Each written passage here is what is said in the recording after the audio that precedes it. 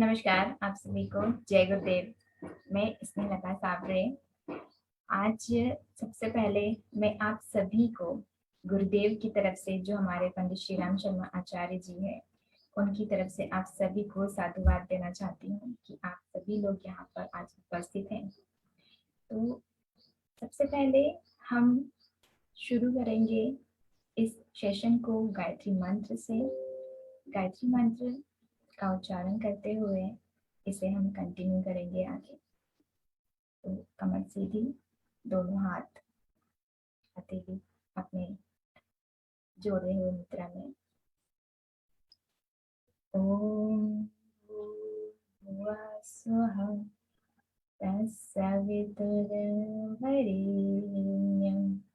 भर्गो देवस्य धीमहि धियो यो नः प्रचोदयात्। आज जो भी हम कहेंगे सुनेंगे उसमें हमारी गुरु सत्ता काम करेंगी। तो आज का हमारा विषय है गर्भ संवाद, गर्भ संस्कार। क्यों हमें ये चीजें करनी है और किस लिए हमें इस चीज को आगे बढ़ाकर लेकर जाना है। तो आज जिस हम उद्देश्य की बात कर रहे हैं, जिस मिशन की हम बात कर रहे हैं, जिस अभियान की हम बात कर रहे हैं, वो है आओ गढ़े संस्कारवान पीढ़ी। आओ गढ़े संस्कारवान पीढ़ी ये अखिल विश्व गायत्री परिवार का एक अभियान है, जिसकी मैं एक छोटी सी कार्यकर्ता हूँ। और इस कार्यकर्ता के रूप में मैं अपनी आहुति इस यज्ञ में समर्पित करने का एक छोटा सा प्रयास अपनी तरफ से कर रही हूँ। गर्भ संस्कार कहने में तो बहुत ही एक छोटा सा वर्ड है, एक शब्द है कि गर्भ संस्कार क्या है, लेकिन और क्यों हमें ये करना है और कैसे करना है।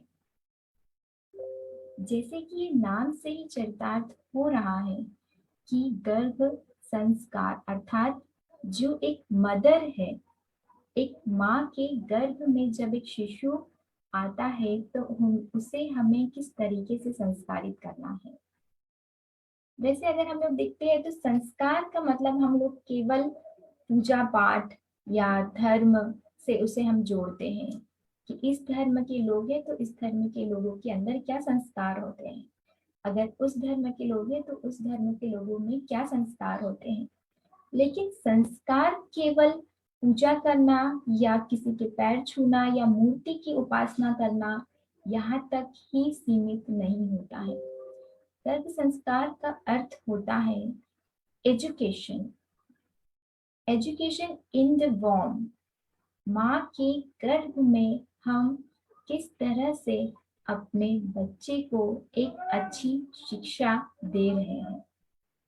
शिक्षा जिसमें हम उसे केवल किताबी ज्ञान नहीं देंगे, हम उसे देंगे एक संपूर्ण पैकेज जिसमें उसे हम मानवीय गुणों को सम्मिलित करेंगे। मानवीय गुण जो हर एक मनुष्य का अधिकार है। अब एक छोटे से एग्जाम्पल के थ्रू हम इसे समझते हैं। जैसे एक किसान होता है, वो जब नई फसल को पैदा उसे करना होता है, नई फसल जब वो उगाता है अपने खेत में, तो सबसे पहले उसका काम होता है उस खेत को उस फसल के लिए तैयार करना। जी हाँ, कभी भी किसान अगर एक फसल को खत्म हो चुकी है उसी के तुरंत बाद उसके ऊपर दूसरी फसल नहीं लगाता है। वो सबसे पहले उस भूमि को, जिस भूमि में उसे दूसरी फसल लगानी है, उसे उस भूमि में वो उस भूमि को वो तैयार करता है, जिसकी मदद से वो भूमि पहले से ही अपनी जो उर्वरकता है, अपनी जो क्षमता है उस फसल के लिए, वो अब उससे ज्यादा मात्रा में उसे ग्रो करे, उसे ज्यादा मात्रा में वो उपजाऊ बनाए। तो सेम प्रोसेस इसी तरह एक माँ के गर्भ में भी होती है क्योंकि इस संसार में जन्म लेने वाला हर एक जीव, चाहे वो कोई भी हो, मनुष्य हो, पशु हो या कोई अन्य पक्षी, सभी को माँ के गर्भ से होते हुए जाना पड़ता है। लेकिन सबसे अच्छी बात मनुष्य के साथ में ये है कि मनुष्य के अंदर ये बुद्धि है कि वो किस तरीके से अपनी भूमि को तैयार कर सकता है। जी हाँ, अपनी भूमि अर्थात हमारे जो शरीर है, हमारा जो मन है, उसे हम किस तरह से तैयार कर सकते हैं एक अच्छी पीढ़ी को गढ़ने के लिए, और तैयार करने के साथ साथ ही हम उसे किस तरीके से 9 महीने के ड्यूरेशन में उसे हम वो चीजें दे सकते हैं जिस तरीके का जीव हमको चाहिए।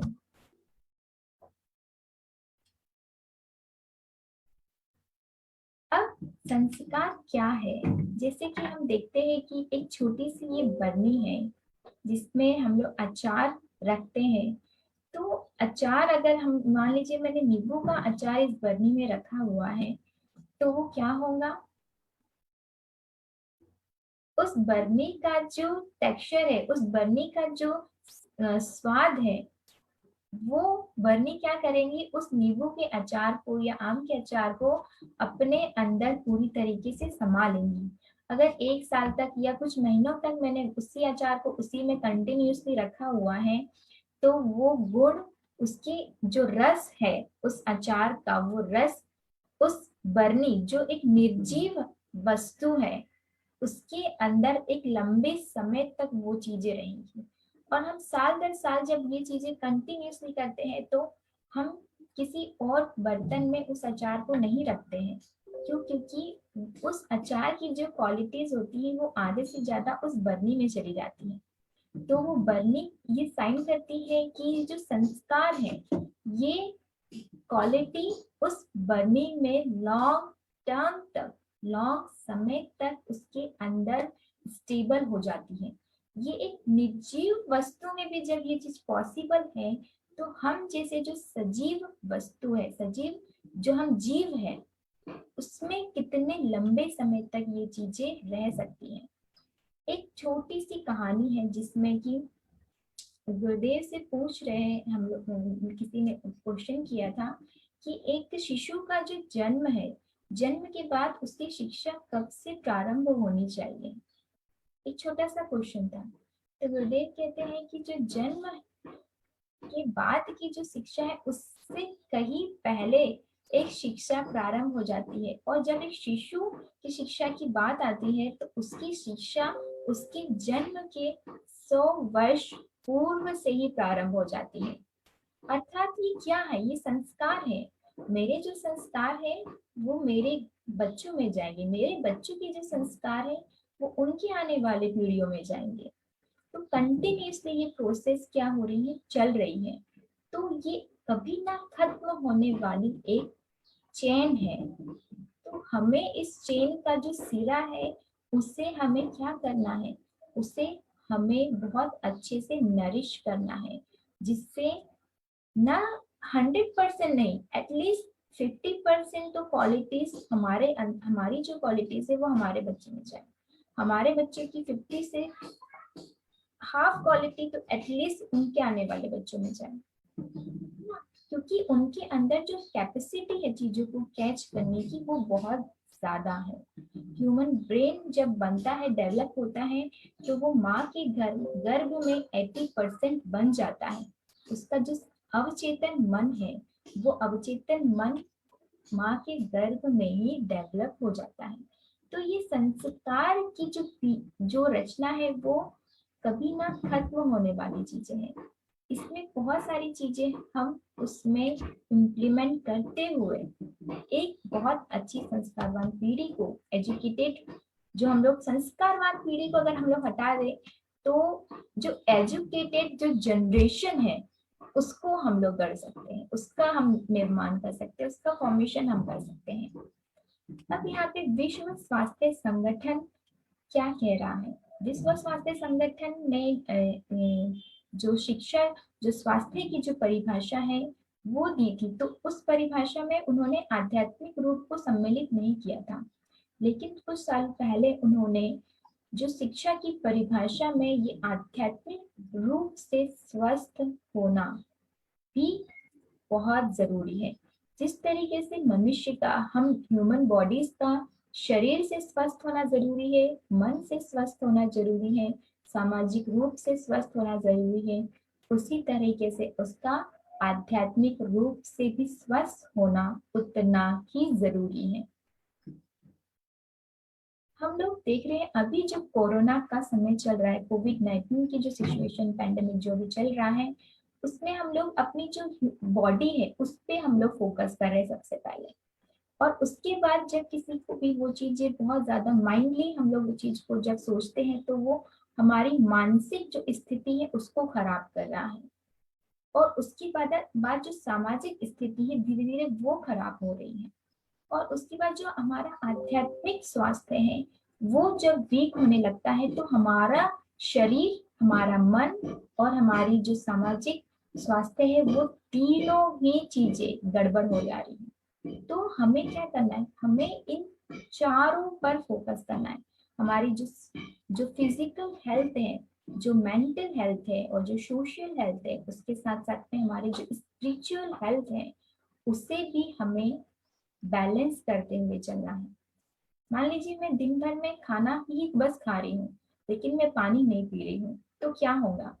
मेरी बॉडी क्या लॉन्ग टर्म तक सर्वाइव कर पाएंगी अच्छे से? नहीं, क्योंकि उसको पाने की भी उतनी ही जरूरत है जितने की खाने की। तो आध्यात्मिक रूप से स्वस्थ होने के लिए हम क्यों, WHO क्यों कह रहा है? वो इसलिए कह रहा है क्योंकि आज जो युवाओं में गिरते हुए नैतिक एवं भावनात्मक मूल्यों के कारण उनका व्यवहार, आचरण एवं चिंतन एक चिंता का विषय बन गया है। उनका जो व्यवहार है वो परिवर्तित हो रहा है, जो आचरण है, जो उनकी चिंतन शैली है वो बदल रही है। चिकित्सक एवं परिवार के लोग केवल बच्चे के अच्छे शारीरिक स्वास्थ्य हेतु ही प्रयास करते हैं। तो हम जब, स्पेशली जब हम लोगों को पता चलता है कि हम गर्भवती है या परिवार में एक नया मेहमान आने वाला है, तो सभी लोग कहते हैं कि तुम्हें बहुत अच्छा खाना खाना चाहिए। क्यों? क्योंकि सभी ये जानते हैं कि जैसा माँ खाना खाएंगी सेम खाना वैसा बच्चे के शरीर को भी बनाएगा। क्यों कहते हैं हम ये? क्योंकि पता है कि माँ के शरीर से ही बच्चे का शरीर बन रहा है। ये चीज हमें क्लियर है कि माँ जैसा खाना खाएंगी, अगर वो अच्छा खाना खाएंगी तो बहुत अच्छी बॉडी बनेगी बेबी की, ठीक है। लेकिन सेम यही चीज जब माँ अच्छी सोचेंगी तो उसका भी इफेक्ट उसके बच्चे पर पड़ेगा। माँ जैसा अपने परिवार के साथ, अपने आसपास के लोगों के साथ जैसा व्यवहार करेंगी वैसा ही इफेक्ट, वैसा ही गुण बच्चे के अंदर आएगा। माँ जैसा आध्यात्मिक रूप से अपने आप को स्वस्थ रखेंगी वही क्वालिटीज बेबी के अंदर जाएंगी। तो हमें अपने विश्व स्वास्थ्य संगठन WHO की जो हम लोग गाइडलाइन को अगर हम लोग माने तो हमें इन चारों अपनी जो हेल्थ है उस पर हमें फोकस करना बहुत ज्यादा जरूरी है, स्पेशली तब जब हम एक नए शिशु को इस दुनिया में लेकर आ रहे हैं। यहाँ पर हम लोग बहुत ब्यूटीफुल तरीके से देख सकते हैं कि किस तरीके से एक माँ के मस्तिष्क से बच्चे का मस्तिष्क बन रहा है। माँ के हृदय से बच्चे के हृदय में भावनाओं का निर्माण हो रहा है और माँ के शरीर से जो पोषक तत्व है वो गर्भस्थ शिशु के शरीर में जा रहे हैं। इसमें कहीं पर भी कोई हमें डाउट नजर नहीं आ रहा कि ऐसा क्यों हो रहा है, क्योंकि ये एक नेचुरल प्रोसेस है और ये प्रोसेस अभी से नहीं चल रही है। ये प्रोसेस हमारे जो ऋषि मुनि थे उन लोगों ने भी इस प्रोसेस का पालन किया था और ऐसे कई एग्जाम्पल्स हमारे सामने हैं। हम उसको देख सकते हैं, हम पढ़ सकते हैं, वो चीजें जो लिखी हुई है वो सत्य थी, वो सत्य घटनाएं हुई थी। तो केवल ये अभी ये जो नया जो साइंस है, साइंस के साथ साथ में जो हमारे स्पिरिचुअल, हमारे संतों ने, हमारे ऋषियों ने जो हमें ज्ञान दिया था वो यही ज्ञान है। कि जैसा माँ आचरण करेंगी, जैसा माँ विचार करेंगी, वैसे ही उसके गर्भस्थ शिशु का निर्माण होते जाएगा। हम लोग भक्त प्रहलाद की कहानी पढ़ते हैं। भक्त प्रहलाद एक आसुरी पिता के पुत्र थे, लेकिन उनके अंदर जो क्वालिटी आई भगवान विष्णु की आराधना करने की, उनकी भक्ति कैसे आई उनके अंदर, तो वो आई जब उनकी माता नारद जी के आश्रम में 9 महीने की ड्यूरेशन में वहां पर थी, और ऋषि नारद जी ने उन्हें 9 महीने की ड्यूरेशन में श्री विष्णु जी के गुणों के बारे में बहुत गहराई से उनका चिंतन करा और उस बच्चे को करवाया, जिसकी हेल्प से उस बच्चे के अवचेतन मन में उनकी भक्ति बैठ गई। और जब वो संसार में आया तो उसे केवल इतनी छोटी सी उम्र में उसे किसी को बताने की जरूरत नहीं पड़ी कि मैं भगवान विष्णु की आराधना करूंगा, तो वो स्वतः ही वो प्रक्रिया उसके शरीर में, उसके मन में चालू हो गई। अब हम लोग एजुकेशन की बात करते हैं कि जब एक इंडियन फैमिली बोले जाए या पूरे विश्व में कोई भी पेरेंट्स सबसे ज्यादा इन्वेस्ट कहाँ करता है, वो सबसे ज्यादा इन्वेस्ट करता है अपने बच्चे के एजुकेशन पर। अपनी सैलरी का 69% वो अपने बच्चों को पढ़ाने लिखाने और उन्हें बड़े करने में इन्वेस्ट करता है। लेकिन क्या हमें श्योरिटी होती है कि मेरा बच्चा बहुत अच्छी जगह पर, और अच्छी जगह पर सैलरी के साथ साथ वो हर तरीके से सेटिस्फेक्शन उसके अंदर होगा, वो जो काम कर रहा है वो सेटिस्फेक्शन, वो खुशी उसके अंदर होगी? क्या हमारे पास ये श्योरिटी होती है? नहीं, ये श्योरिटी हमारे पास नहीं होती है। हम लोग इतना इन्वेस्टमेंट करते हैं, अभी के टाइम पे तो पढ़ाई इतनी ज्यादा महंगी हो चुकी है कि एक अच्छी एजुकेशन देना बच्चों को बहुत मुश्किल हो गया है।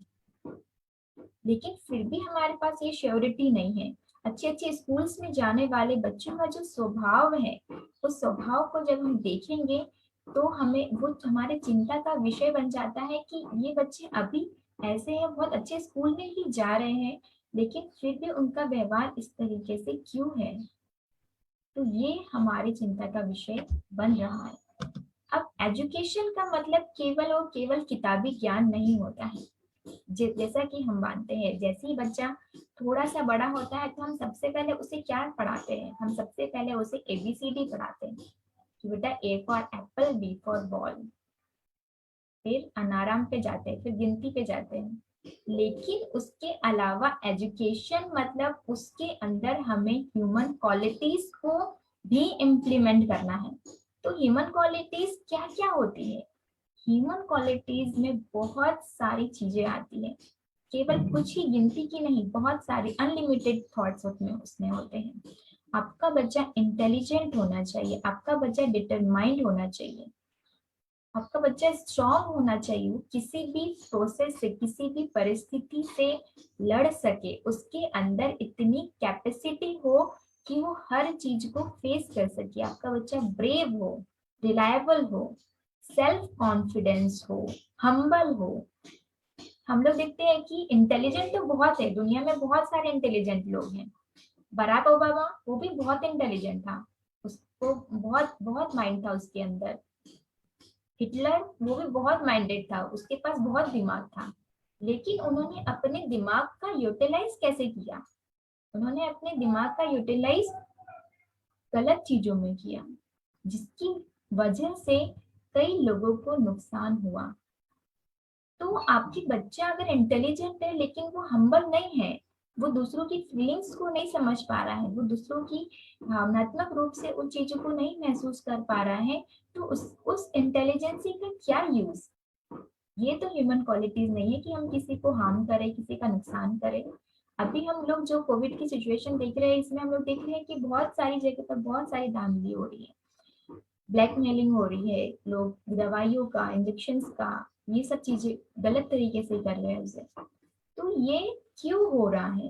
एक मनुष्य होने के नाते एक मनुष्य का धर्म क्या होना चाहिए कि वो सामने वाले को भी एक मनुष्य समझे। केवल अपने फायदे के लिए वो चीजें ना करे, वहां पर उसकी इंटेलिजेंसी उसको वो अच्छी इंटेलिजेंसी नहीं कहलाएगी। जब तक कि बच्चा ऑनेस्ट नहीं होगा, ईमानदार नहीं होगा अपने काम के प्रति, उसको सेटिस्फेक्शन नहीं होगा, उसके अंदर वो सेटिस्फेक्शन आना बहुत जरूरी है। आपका बच्चा आउट स्पोकन होना चाहिए, वो लोगों से बात कर सके, अपनी फीलिंग्स एक्सप्रेस कर सके, समझ रहे। तो इस तरीके से एम्बिशंस होना चाहिए। ये सारी जो ये एजुकेशन में आता है, लेकिन हमारे एजुकेशन सिस्टम में ये चीजें दिखाई नहीं देती हमें कि ये सारी चीजें भी है, ये सारी चीजें भी होती हैं। हमें कई लोग जो होते हैं पढ़ने के बाद में हार मान जाते हैं, उन्हें अगर जॉब नहीं लग रही है या कुछ चीजें नहीं हो पा रही है तो उन्हें सेटिस्फेक्शन नहीं हो पाता है। कई तो बहुत अच्छी अच्छी पोस्ट पर भी रहते हैं, तभी भी वो सोचते हैं कि क्यों मैं ये जॉब कर रहा हूँ, उन्हें वो अंदर से सेटिस्फेक्शन नहीं हो पाता है। तो ये क्वालिटीज अगर हम बच्चे के अंदर इस तरीके से डेवलप करें कि वो एजुकेशन अगर हम माँ के गर्भ से ही उसको देना स्टार्ट करें, तो ये चीजें धीरे धीरे उसके सबकॉन्शियस माइंड में जाकर उसके अंदर ये ह्यूमन क्वालिटीज को इम्प्लीमेंट करेंगी। और जब ये क्वालिटीज इम्प्लीमेंट होंगी उसके ब्रेन में, तो वो अपने अपने एम्स के प्रति क्लियर होगा, उसे ये श्योरिटी होंगी, उसे क्लैरिटी होगी कि उसे क्या करना है, उसे क्यों करना है। कोई भी चीज अगर वो कर रहा है, उसे किस तरीके से दूसरों के साथ में रह के काम करना है, दूसरों के हित में काम करना है। हमें एक अच्छी संस्कारवान, एक एजुकेशन के साथ बढ़ने वाली पीढ़ी चाहिए, ना कि भेड़चाल वाली जो मतलब चली जा रही है लेकिन पता ही नहीं है कि कहाँ चली जा रही है।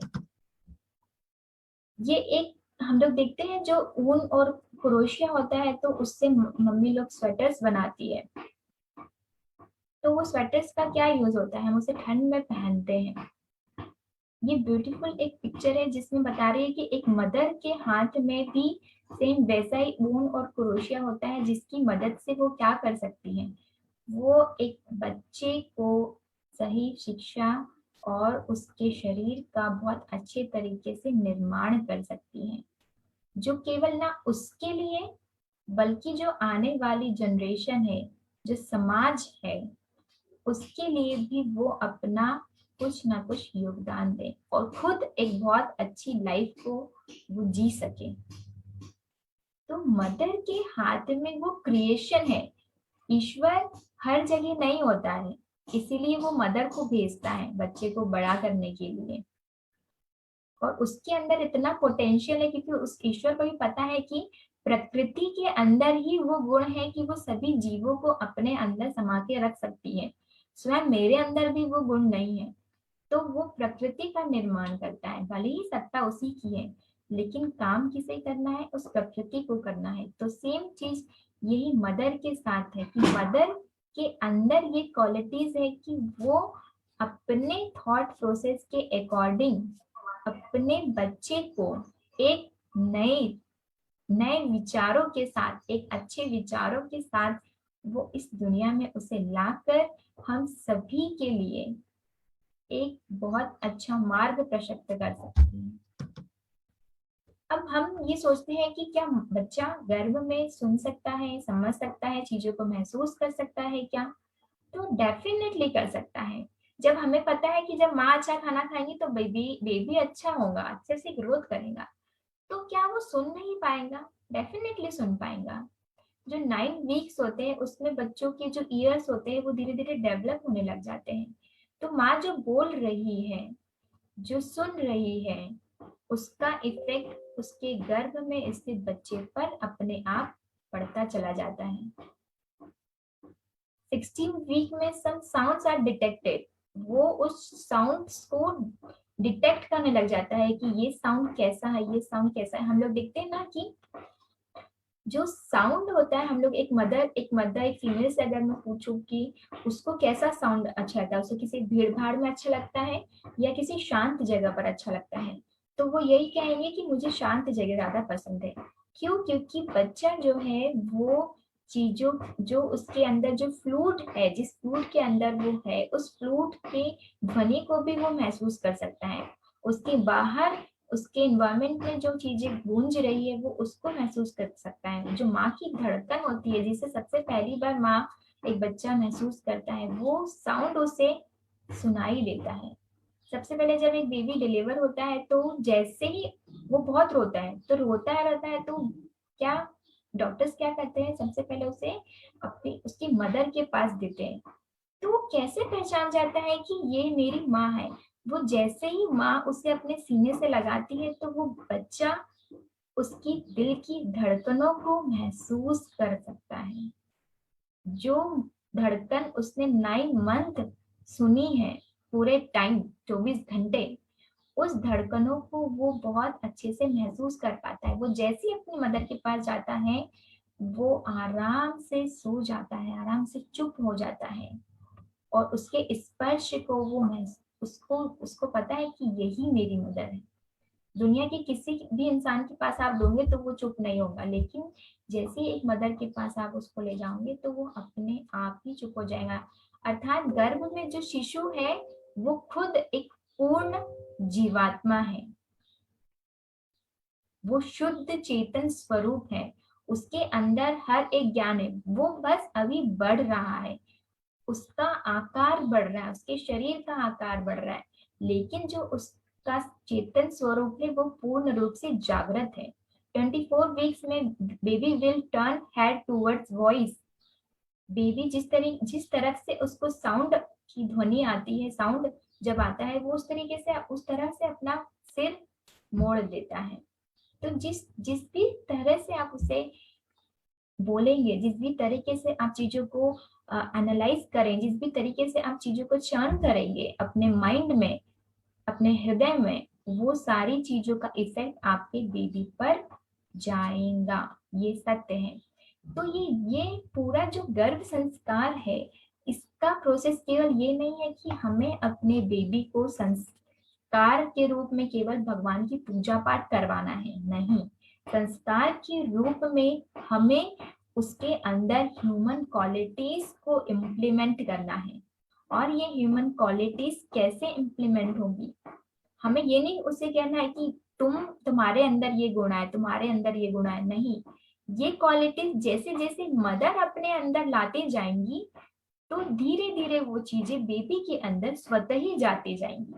तो ये केवल बेबी का लर्निंग फेज नहीं है, ये लर्निंग फेज है एक मदर का, एक फादर का, पूरी फैमिली का।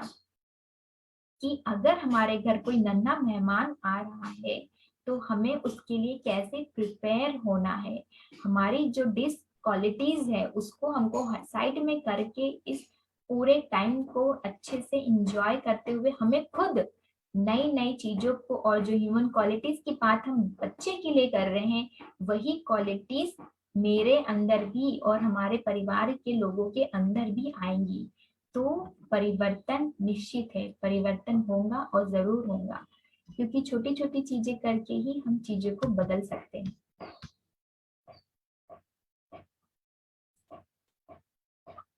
थैंक यू सो मच, आप लोगों ने इतने पेशेंटली ये चीजें सुनी। जय गुरुदेव आप सभी को, साधुवाद। आगे भी हम इसी तरीके से कंटिन्यूसली चीजों को कंटिन्यू करेंगे।